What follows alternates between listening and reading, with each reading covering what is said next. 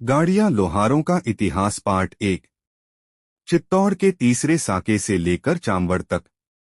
चित्तौड़ के तीसरा साका 1567 से 1568 में हुआ। इस समय मेवाड़ के महाराणा जी उदयसिंह ने उदयपुर की स्थापना कर वहां रहने लगे। चित्तौड़ के किले का कार्यभार जयमल राठौड़ और पत्ता सिसोदिया को सौंपा गया। अकबर ने चित्तौड़ पर हमला किया। अकबर के पास तोपें थी, साथ में सैनिकों की संख्या 1 लाख से भी ज्यादा बताई जाती है।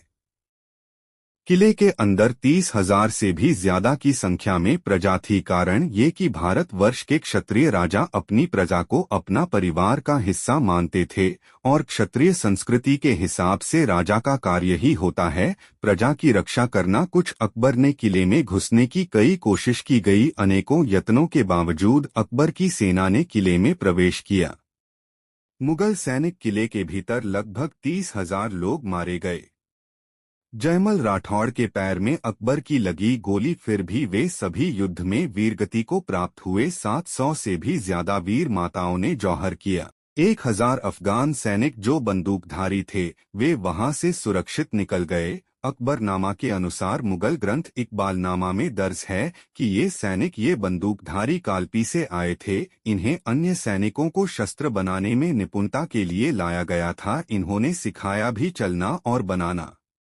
आखिर में रानी पद्मा, जो कि राणा उदयसिंह की बहन थी, जौहर से पहले इन सब को जाने के लिए कहा। 2,000 अन्य सैनिक जो हिंदू क्षत्रिय थे, जिन्होंने एक युक्ति लगाई कि आधे मुगलों के वेश धारण किए, आधे सीधे ही। उन्होंने एक दूसरे को पकड़ा और कहा कि राणा के खानदान से हमारा कोई लेना देना नहीं। मुगलों ने ये सोचा कि ये हमारे ही सैनिक होंगे जो दूसरे आधे लोगों को पकड़ कर ले जा रहे हैं, किंतु कुछ दूर जाते ही मुगलों को शक होने ही लगा था। किंतु वे वहां से बैलगाड़ी लेकर निकल गए। वहां से महाराणा प्रताप के साथ पाडन पोल दरवाजे के निकट पहुंच कहा कि जब तक चित्तौड़ आजाद नहीं करवा लेंगे यहाँ नहीं आएंगे, ना इस किले को दोबारा देखेंगे। वहां से वे चले गए महाराणा प्रताप के साथ। उसी स्थान पर भारत के प्रधानमंत्री श्री जवाहरलाल नेहरू ने 6 अप्रैल 1955 एक शिलालेख अंकित करवाया और इनकी प्रतिज्ञा तुड़वाई। किंतु सच ये है कि प्रतिज्ञा चावंड में महाराणा प्रताप के अंतिम समय में ली गई।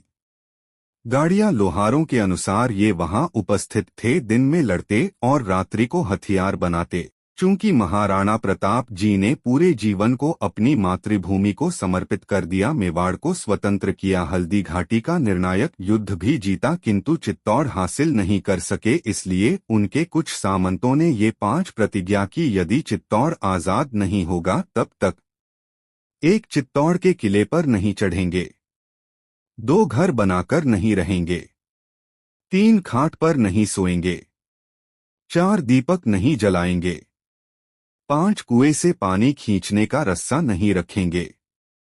ये प्रतिज्ञा लेकर वे निकल गए। 500 वर्षों से अधिक उन्होंने घुमंतु जीवन को स्वीकार किया, खानाबदोश रहे। इनके वंशज भी पीढ़ी दर पीढ़ी उसी राह पर चले। गाड़ियां लोहार लोह के काम और गाड़ियां एक बैलगाड़ी रखने के कारण पड़ा है।